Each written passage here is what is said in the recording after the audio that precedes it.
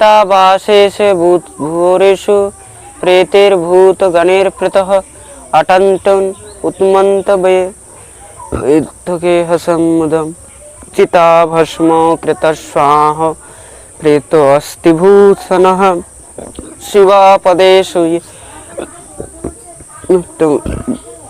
জনপ্রিয়। এই দুরাচারীকে দেখো, ভূত প্রাত এদের সঙ্গে থাকে। চিতা ভস্ম কৃতস্নানঃ, চিতা ভস্ম দিয়ে স্নান করে। কি দিয়ে স্নান করে? চিতা ভস্ম দিয়ে। বাঘম্বরায় দিগম্বরায় ভস্মাঙ্গরাগায় নমঃ শিবায়। মহাদেব কি দিয়ে স্নান করে? জোরে বলো। চিতা ভস্ম দিয়ে। তো নিজে অমঙ্গল দেহ বেশধারী, কাউকে সম্মান করতে জানে না, কাউকে আদর করতে জানে না। এই দুরাচারীকে কে ডেকেছে? খুব গালাগালি শুরু করে দিয়েছে। মহাদেব তো চুপ করে বসে আছে, কিচ্ছু বলেনি। কিন্তু মহাদেবের যে গণ, মহাদেবের যে শিষ্যগণ, তারা তো আর চুপ থাকবে না। গুরুকে গালি দিলে শিষ্য যদি শোনে, তাহলে সেই শিষ্যকেও নরকে যেতে হবে। যদি সামর্থ্য থাকে তাহলে তার জিভ টেনে ছিঁড়ে ফেলে দিতে হবে। আর যদি সামর্থ্য না থাকে তাহলে সেখান থেকে কানে হাত দিয়ে বেরিয়ে যেতে হবে। প্রেম সে বলো রাধে। যখনই বলেছে সঙ্গে সঙ্গে রুদ্রগণও কুপিত হয়ে গেছে। আরে দুরাচারী কাকে বলছো? তুমি হলে সব থেকে বড় দুরাচারী। তুমি যেই মুখ দিয়ে আজকে শিব নিন্দা করেছো, আমরা আজকে রুদ্রগণ, মহাদেবের শিষ্যগণ, আমরা অভিশাপ দিচ্ছি। তোমার এই মুন্ড কেটে যাবে আর মুন্ড খসে যাবে। তোমার এই মুন্ড ছাগ মুন্ড হবে, ছাগলের মুন্ড হয়ে যাবে। অভিশাপ যখন দিয়েছে, দক্ষ প্রজাপতি শুনে যত মহারাজ ব্রাহ্মণরা ছিল, তারা সব মিলে রুদ্রগণদেরকেও অভিশাপ দিল। তোমাদের এত দুঃসাহস, তোমরা প্রজাপতিকে অভিশাপ দিচ্ছ? যাও, আমরাও তোমাদেরকে অভিশাপ দিচ্ছি। প্রজাপতি দক্ষ অভিশাপ দিল, ব্রাহ্মণ সব অভিশাপ দিয়েছে। বুদ্ধ্যা পরা বিদ্যা এনে ইত্রা গতি পশু স্ত্রী কামহ শোকস্রত দক্ষ মুক্ত মুখাচিরা।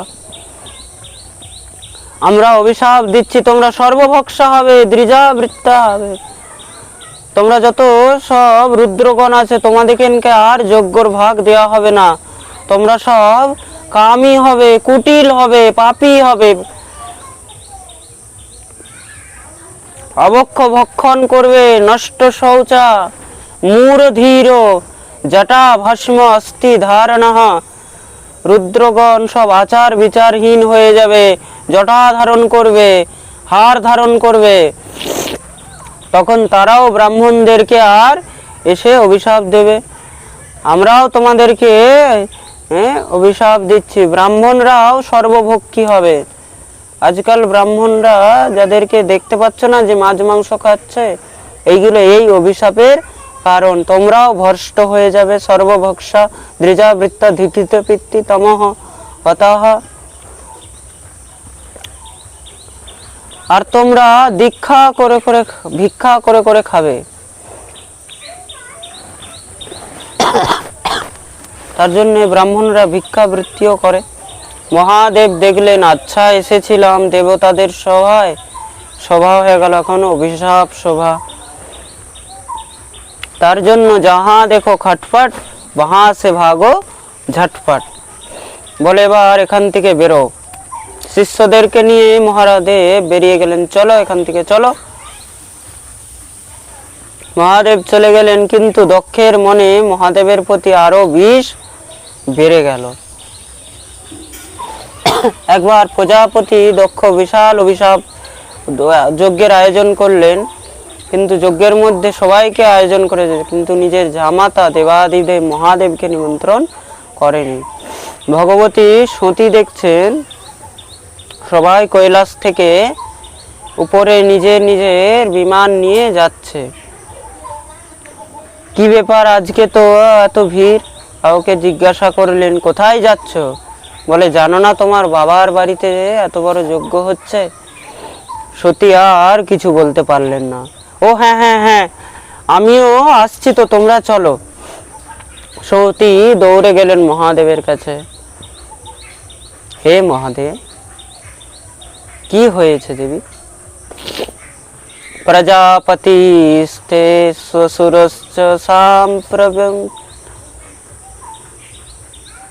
নির্যাপিত যজ্ঞমহোৎসবঃ কিলঃ। হে দেবাদিদেব মহাদেব, আপনি কি জানেন না আপনার শ্বশুর মশাইয়ের এখানে এত বড় যজ্ঞ হচ্ছে? মহাদেব বললেন, না, আমি তো জানি না। তাহলে আমি বলে দিচ্ছে আপনার শ্বশুর মশাইয়ের ওখানে এত বড় যজ্ঞ হচ্ছে। আহম চ তস্মিন ভবতাভিকামে, আমি তার পুত্রী আর তুমি তার জামাতা, আমাদেরকে নিশ্চয় সেখানে যাওয়া উচিত। মহাদেব বললেন, নিশ্চয়ই যাওয়া উচিত, কিন্তু আমাদের যেহেতু নিমন্ত্রণ করেনি, আমাদের যাওয়া উচিত নয়। সতী বললেন, কিন্তু আমি তো পুত্রী, মাতা পিতার কাছে না ডাকলেও যাওয়া উচিত।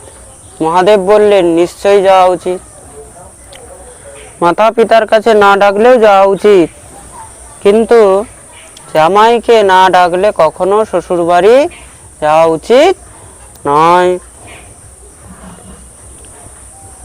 তা আমি যেতে পারি? মহাদেব বললেন, আমি যেখানে যাচ্ছি না সেখানে তোমাকেও যাওয়া উচিত নয়। স্ত্রী যদি স্বামীর আদেশ ছাড়া স্বামীকে অবহেলা করে নিজের পিতৃগৃহে নিজের পিতার আলয়েও যায়, মনে রাখবে সেখানেই কিন্তু তার বিনাশ শুরু হয়ে যায়। বলো, মহাদেব নিষেধ করলেন।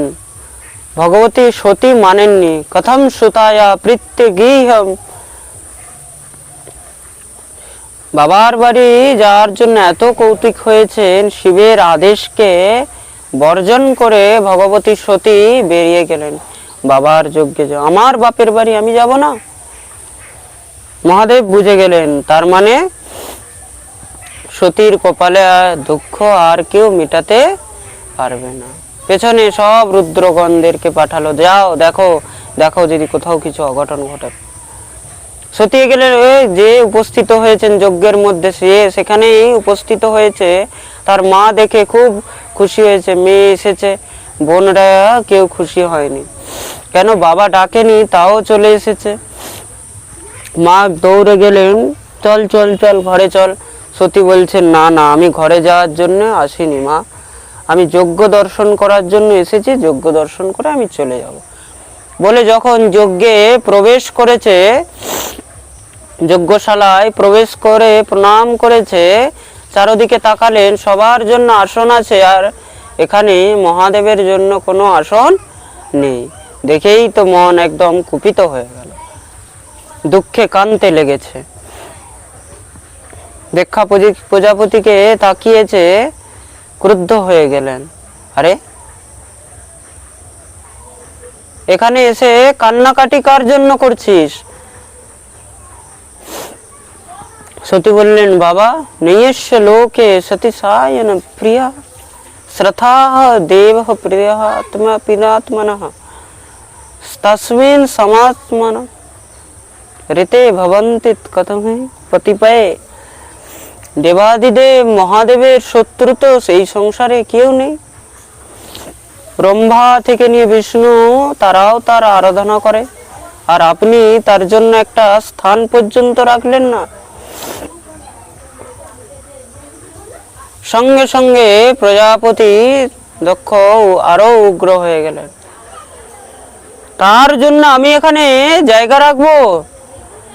যার মুখও দেখতে চায় না, সেই অমঙ্গলধারী, অমঙ্গল বেশধারী, তাকে আমি দেখবো? তোকে কে ডেকেছে? আমি তো ভুলেই গেছি যে আমার সতী বলে কোনো কন্যা আছে। ও তাই নাকি? যে আমাকে কন্যা বলে পরিচয় দিতে তোমার লজ্জা হচ্ছে, তাহলে আমি তোমার দ্বারা উৎপন্ন এই দেহ নিয়ে মহাদেবের কাছে কি করে যাব? আমি নিজের দেহকে এখানেই শেষ করে নেব। বলে সঙ্গে সঙ্গে মা ভগবতী পরাম্বা সেখানেই সেই দিব্য দাবানলের মধ্যে নিজের দেহকে শেষ করে দিলেন। সমস্ত সব রুদ্রগণ কাঁদতে কাঁদতে মহাদেবের কাছে, মহাদেব মহাদেব মহাদেব কি হয়েছে? মা ভগবতী নিজের দেহ ত্যাগ করে দিয়েছে। শুনেই তো মহাদেব সঙ্গে শুনে জটা ছিঁড়ে মারলেন। দেখতেই দেখতে এক বীরভদ্র প্রকট হয়েছে, হুঙ্কার দিয়ে বলছেন, কি করব, কি আদেশ, কি আদেশ? মহাদেব বললেন, যাও দক্ষের যজ্ঞ বিধ্বংস করে দাও। বীরভদ্র নিজের সঙ্গে সঙ্গে সঙ্গে হাজার হাজার রুদ্রগণ নিয়ে যাবে মহারাজ দক্ষের যজ্ঞ বিধ্বংস করে দিলেন। দক্ষ মহারাজের মাথা ছিঁড়ে যজ্ঞের মধ্যে সহা করে দিলেন। দেবাদিদেব মহাদেব সেই সতীর সেই মৃত শরীর নিয়ে তাণ্ডব শুরু করে দিয়েছে। পৃথিবী টলমল করতে লাগলেন। ব্রহ্মাদি সবাই ভয় পেয়ে গেলেন, সবাই শ্রী হরির কাছে গেলেন, প্রভু কৃপা করো। ভগবান সুদর্শন চক্রকে পাঠালেন, চক্র দিয়ে সতীর সেই দেহকে টুকরো টুকরো করতে লেগেছে। যতক্ষণ সতীর দেহ থাকতো ততক্ষণ মহাদেব শান্ত হতো না। সতীর সেই অঙ্গের টুকরোগুলো যেখানে যেখানে পড়লো সেগুলোকেই শক্তিপীঠ বলা হয়েছে। খুব মন দিয়ে শুনবে কিন্তু। আর তার মধ্যে আমাদের বীরভূমেই কিন্তু পাঁচটি শক্তিপীঠ বীরভূমেই আছে। প্রেম সে বলো। মহাদেবের ক্রোধ যখন শান্ত হলো, সমস্ত দেবতাগণ দিব্য স্তুতি করতে লেগেছেন। মহাদেব বললেন, কি চাও? বলে, প্রভু এই যজ্ঞ পূর্ণ করিয়ে দেন, না হলে দুর্ভিক্ষ হবে, অকাল পড়বে, মহামারী হবে। মহাদেব বললেন, ঠিক আছে, যজমানকে নিয়ে আসো। বলে, যজমানের তো মৃত্যু হয়ে গেছে। মহাদেব বললেন, আমি জীবিত করে দেব, নিয়ে এসো। যজমানের মৃতদেহকে নিয়ে এসেছে, মাথা নেই, মাথা ছাড়া কি করে জীবিত হবে? মহাদেব বললেন, মাথাটা খুঁজে আনো। বীরভদ্রে বললেন, মাথা খোঁজার দরকার নেই। কেন? মাথা আর পাবে না। কি হয়েছে? বলে, আমি মাথাটাকে রাগে যজ্ঞকুণ্ডে ফেলে দিয়েছি। মহাদেব বললেন, আরে ভাই, তোমাকে আমি যজ্ঞকে বিধ্বংস করতে, তুমি দক্ষকেই বিধ্বংস করে দিলে। আও, যা হওয়ার হয়েছে, তুমি যাও। এবার একটা কাজ করো, উত্তর দিশার মধ্যে যেই জীবকে প্রথমে দর্শন করবে তার মাথা নিয়ে আসবে। রুদ্র ভগবান গেছেন, যে দেখতে পেলেন এক ছাগলের মাথা নিয়ে এসেছে। ওই যে বলেছিল ছাগ মুন্ড হবে, এনে সেই মাথা যখনই লাগিয়েছেন, লাগাতেই তো সঙ্গে সঙ্গে জীবিত হয়ে উঠে বসেছে, মহাদেবের স্তুতি করছেন। যখনই কিছু বলতে যাচ্ছেন, বাম বাম বাম বাম বাম বাম করে বেরিয়েছে। মহাদেব খিলখিল করে হাসতে লাগলেন। কেন? যতক্ষণ মুখ ছিল ততক্ষণ গালি দিত, আর এখন মুখ নেই, এখন আমার স্তুতি করতে চায়। তার জন্য মহাদেবের সামনে বম বম বললে মহাদেব খুব খুশি হয়। কেন কি শ্বশুর মশাইয়ের কথা মনে হয়। বম বম বলে দিব্য মহারাজ মহাদেবের মস্তকে হাত দিলেন, কথা বলার সামর্থ্য হলো। মহাদেবের স্তুতি করলেন, দিব্য স্তুতি করলেন। যজ্ঞ পূর্ণ হলো, স্বয়ং ভগবান প্রকট হলেন।